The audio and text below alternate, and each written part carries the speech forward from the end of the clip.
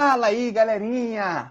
Vamos para mais uma aula de Química. Eu sou o professor Wanderson e vamos falar hoje sobre termoquímica.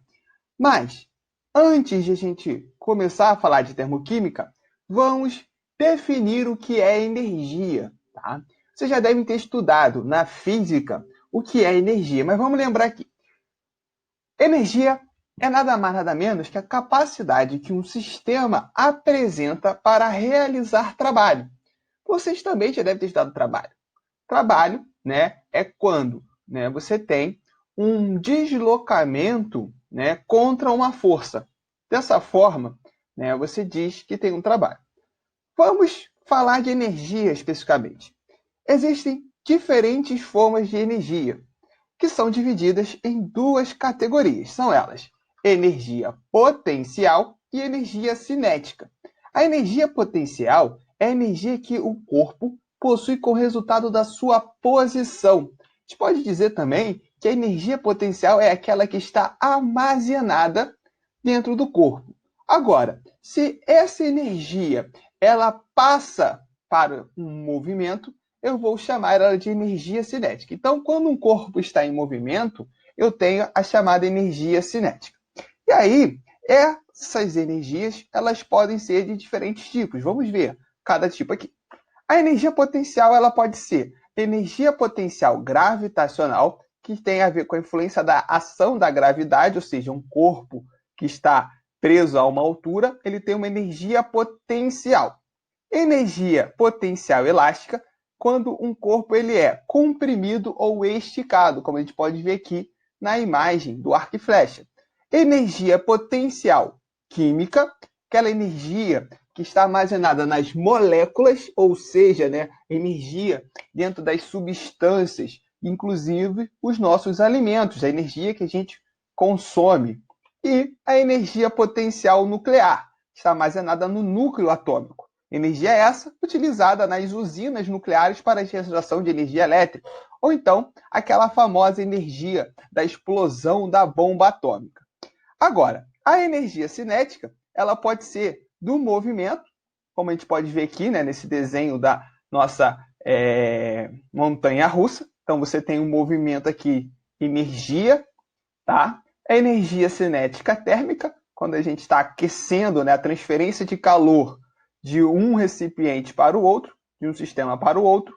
Energia cinética elétrica, né, energia, né, da eletricidade, que ela está movimentando, né, pelos fios condutores. E a energia cinética eletromagnética, as famosas ondas eletromagnéticas, onde a gente tem a luz visível, a radiação ultravioleta, as ondas de rádio, entre outras fontes de energia eletromagnéticas. Agora, uma coisa importante é que energia, apesar dos tipos diferentes, elas podem ser transformadas entre eles. E aí, né, a gente tem, né, essa situação, que é uma das leis fundamentais do universo, a famosa primeira lei da termodinâmica. Vocês já devem ter ouvido falar. O que diz a primeira lei da termodinâmica ou lei da conservação de energia? A energia pode ser convertida de uma forma em outra, mas não pode ser criada e nem destruída. Então vamos pensar. Eu posso transformar energia química em energia elétrica. Por exemplo, quando a gente tem uma pilha. E eu posso transformar a energia química em energia térmica, quando eu tenho, por exemplo, a combustão. Até mesmo a energia que vem do Sol, ela vem dessa transformação de energia. No caso, energia nuclear, né, dos átomos de hidrogênio, que sofre um processo chamado fusão nuclear. Essa reação transforma a energia nuclear em luz e calor. Né? Essa transformação de energia nuclear está ali descrita, né, na fórmula famosa de Einstein, E igual a mc ao quadrado. Agora, já que a gente falou que eu posso transformar energia química em energia elétrica, em energia térmica, então qual vai ser a relação? Vamos ver aqui alguns exemplos de reações químicas que envolvam a transformação. Então, por exemplo, a energia térmica, o calor, ele pode ser liberado na queima do carvão ou absorvida para evaporar a água. A energia luminosa ela vai ser liberada na combustão de uma vela ou absorvida na fotossíntese. E a energia elétrica, como eu disse anteriormente, ela pode ser liberada numa pilha elétrica ou absorvida na carga, né, quando a gente recarrega, né, a bateria de um automóvel. Então aqui a gente vê alguns exemplos de como a energia pode ser transformada numa reação química. Agora, a termoquímica ela vai estudar exatamente as trocas de calor, ou seja, as transformações de reações químicas, né, as transformações de substâncias que envolvem calor. Tá? Elas podem ser tanto numa reação química ou também na mudança dos estados físicos, de sólido para líquido ou de líquido para gasoso e vice-versa. A gente tem dois tipos de reações, dois tipos de fenômenos. Aqueles que liberam energia, que são chamados fenômenos exotérmicos. Lembrando que, do grego, exo, né, significa para fora. Ao pé da letra, eu teria, então, calor para fora. Vamos poder observar aqui, né, a queima dos gases, né, numa indústria, você pode observar que é uma reação que libera calor. Agora, se a reação absorve calor, melhor, o fenômeno absorve calor, ele vai ser chamado de endotérmico, que do grego vem endon, que significaria calor para dentro. Por exemplo, a fusão do gelo, né? O derretimento, né? Do gelo para a água, no caso, você tem, consequentemente, absorção de calor. Beleza? E aí? O calor na química ele vai ser determinado utilizando essa propriedade do sistema chamada entalpia. Ou seja, a variação da entalpia vai determinar a quantidade de calor envolvida durante uma reação química a pressão constante. A variação da entalpia ela vai ser definida como a diferença entre as entalpias das substâncias formadas, produtos, os estados final, e as substâncias iniciais, os reagentes. Então, a gente tem essa seguinte situação. Toda vez que eu falo de variação, vocês já viram variação de posição, variação de velocidade. ΔH, eu vou ter a entalpia final menos a entalpia inicial. No caso de uma reação química, eu vou ter então que o ΔH vai ser o H dos produtos menos o H dos reagentes. Tá tranquilo até aí? Então, vamos continuar. O valor do ΔH ele pode ser tanto negativo ou positivo, conforme a reação se realize, respectivamente, com liberação ou absorção de calor. O que está dizendo aqui é que o ΔH vai ser negativo se tiver liberação de calor. E o ΔH vai ser positivo se tiver absorção de calor. Vamos ver cada caso especificamente. As reações exotérmicas, elas podem ser representadas da seguinte maneira, onde eu vou ter A, B, C e D maiúsculo representando as substâncias genéricas. Então, eu tenho aqui a substância A mais a substância B, que são os reagentes, sendo transformados na reação nas substâncias C e D, que são os produtos. Essa reação vai ter como produto secundário o calor. Observa aqui que o calor, nesse caso, ele é um produto da reação, ou seja, ele é produzido a partir da reação. Dessa forma, eu entendo que ele vai ser liberado. Agora, se a reação ela é exotérmica, significa dizer que a entalpia dos reagentes vai ser maior do que a entalpia dos produtos. Por que isso? Vamos lembrar, na natureza, né, a energia ela não pode ser criada nem perdida. Você tem que ser transformada. Então, se eu tenho aqui a geração de calor, esse calor vai somar junto com a entalpia dos produtos para ser a entalpia dos reagentes. Então, a gente entende que a entalpia dos reagentes vai ser maior que a entalpia dos produtos. Dessa forma, o ΔH vai ser menor que zero, porque eu vou estar diminuindo produtos e os reagentes, só que o maior é o reagente. Beleza?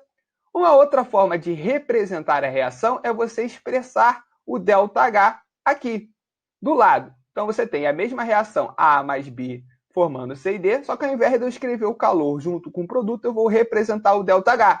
ΔH é negativo, então eu vou ter menos X, qual é o valor da energia, e a unidade por mol. Pode ser quilocaloria ou quilojoule.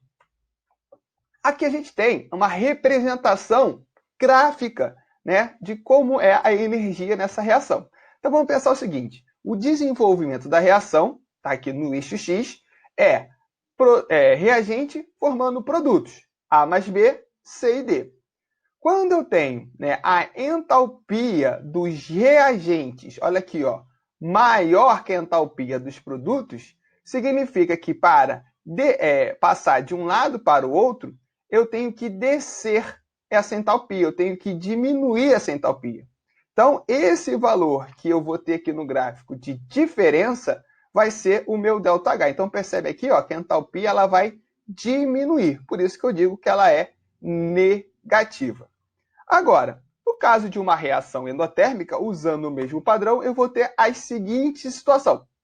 A mais B, que são os reagentes, mais calor. Percebam que agora o calor ele está no lado dos reagentes, ou seja, ele precisa ser absorvido para que a reação aconteça. Sem esse calor aqui, eu não vou ter os produtos C e D. Então, lembrando que a gente falou, nesse caso, como eu tenho que A mais B recebe calor para formar C e D, então dessa forma, numa reação endotérmica, eu tenho que o H dos produtos vai ser maior que o dos reagentes.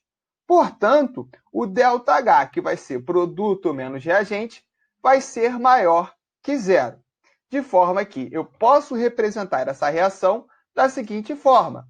Eu tenho reagente mais formando produtos, e aí o ΔH vai ser mais X, que é o valor de energia absorvido, em quilocaloria por mol. Então, eu posso ter representado uma reação endotérmica das duas formas, ou com o calor sendo descrito aqui junto dos reagentes, ou com o ΔH sendo positivo. Observando o gráfico da entalpia, você vai perceber que no processo endotérmico, a energia de A mais B vai ser menor que a energia de C e D. Ou seja, para você passar de A e B para C e D, você vai estar subindo aqui, você vai estar aumentando a entalpia. Dessa forma, eu digo que o ΔH vai ser maior que zero. Então, a gente pode definir o seguinte: reações exotérmicas são aquelas que liberam calor e têm o ΔH negativo. Já reações endotérmicas são aquelas que absorvem calor e têm o ΔH positivo. Vamos falar agora da entalpia padrão de formação. O que é isso? Vamos lá. Denomina-se entalpia padrão de formação a variação de entalpia, ΔH padrão F, esse símbolozinho aqui, ó, é o símbolo de padrão, envolvida na reação de formação de um mol de moléculas de determinadas substâncias, a partir de substâncias simples na forma alotrópica mais estáveis em condição padrão. Exemplos para a gente ver. Eu tenho aqui, ó, a formação da água, H2O, substância composta, a partir de duas substâncias simples, H2 e O2. Essa energia, essa reação, vai ter uma entalpia padrão de formação menos 68,3 quilocalorias. Então, essa energia liberada, menos 68,3 quilocalorias, para formar um mol de água a partir do hidrogênio e do oxigênio. A mesma coisa eu posso pensar aqui, do oxigênio para o ozônio. Aí você vai falar, mas os dois não são substâncias simples? Sim, mas elas estão em estados alotrópicos diferentes. No caso, o estado alotrópico mais estável é o O2, o gás oxigênio, e não o ozônio. Então, para eu passar do estado alotrópico mais estável para o menos estável, eu vou ter que absorver 34 quilocalorias. Então, o ΔH de formação vai ser mais 34 quilocalorias. A partir disso, a gente pode concluir a seguinte situação. Se essa energia ela vai ser a entalpia de formação da água, significa que o hidrogênio e o oxigênio vão ter entalpia padrão de formação igual a zero. Então, para né, definição, vamos concluir da seguinte forma. Toda substância simples em condição padrão, a entalpia vai ser igual a zero. Exemplo aqui, ó, o oxigênio, né, 0 quilocaloria, e a grafite, né, grafite estado alotrópico mais estável do carbono, também 0 quilocaloria. A gente pode observar aqui do lado uma tabela com os valores de entalpia. Lembrando, substâncias simples como o cálcio e o carbono grafite vão ter suas entalpias igual a zero. Aqui a tabela dá o valor em quilocaloria por mol e em quilojoule por mol. Lembrando que você tem essas duas formas para medir a energia. Caloria e quilojoule. Quilocaloria e quilojoule, beleza? E aqui você tem os valores para entalpia de formação das demais substâncias. Todos os valores são tabelados. Então, eu preciso gravar esses valores? Não, eu vou ter todos eles como dados na hora de trabalhar. E o que eu vou fazer com esse valor da entalpia de formação? Eu vou utilizar ele para calcular o ΔH da reação. Vamos ver aqui, ó.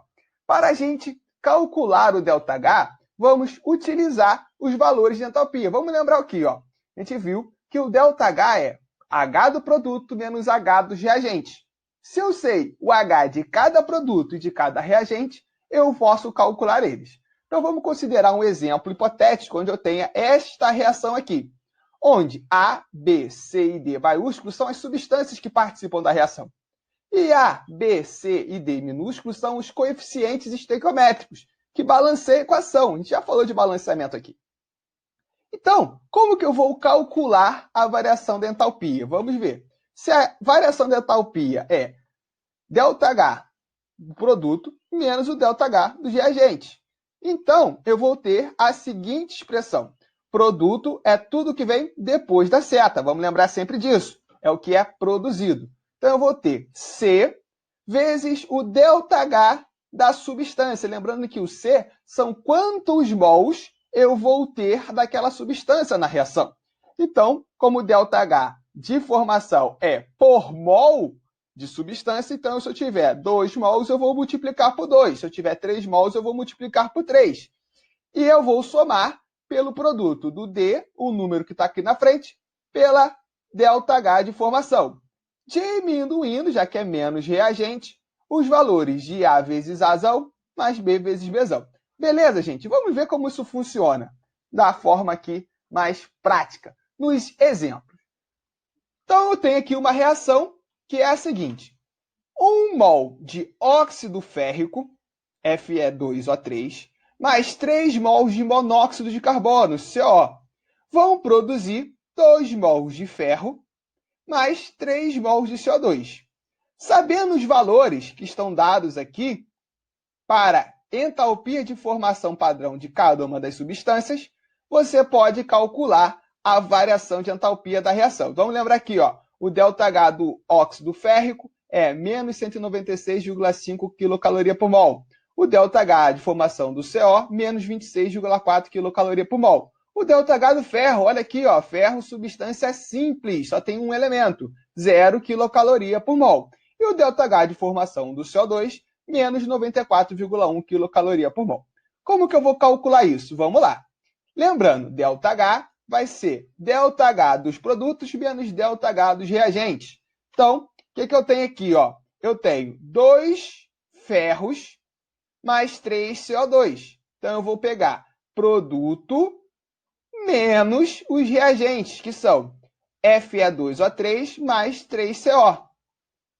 Perceba que aqui eu coloquei o ΔH de formação de cada um deles. Por quê? Porque eu vou substituir pelos valores que estão dados aqui em cima. Então, eu vou ter a seguinte expressão. ΔH vai ser igual a 2 vezes 0, que é o ΔH de formação do ferro, mais 3 vezes menos 94,1, que é o ΔH de formação do CO2.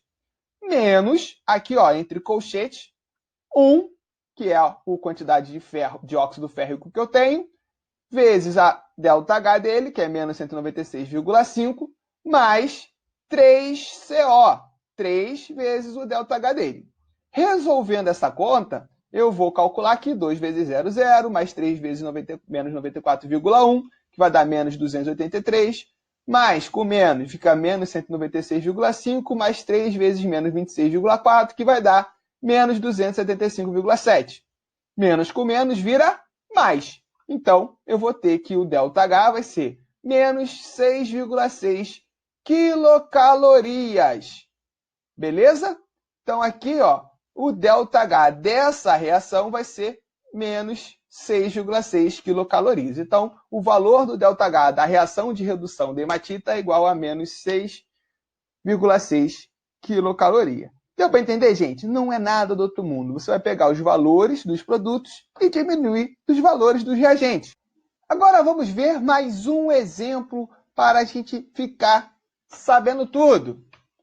Exemplo 2. Sabendo-se que os valores das entalpias de formação a 25 graus Celsius são menos 94,1 quilocaloria por mol para o CO2, menos 68,3 quilocaloria por mol para H2O, menos 66,4 quilocaloria por mol para o C2H5OH, determine a variação de entalpia da reação. C2H5OH, ou seja, 1 mol de etanol mais 3 mols de O2, formando 2 mols de gás carbônico, CO2, e 3 mols de água. Vamos lembrar que o ΔH vai ser o H do produto menos o H do reagente, ou seja, o H do produto, o que está depois das setas, o 2CO2 mais os 3H2O, menos o ΔH dos reagentes, C2H5OH mais 3O2. Então, vamos substituir aqui. ΔH, então, vai ser 2 vezes a entalpia do CO2 mais 3 vezes a entalpia do H2O, menos 1 vez a entalpia do C2H5OH mais 3 vezes a entalpia do oxigênio. Lembrando que eu vou tirar esses valores dos coeficientes estequiométricos.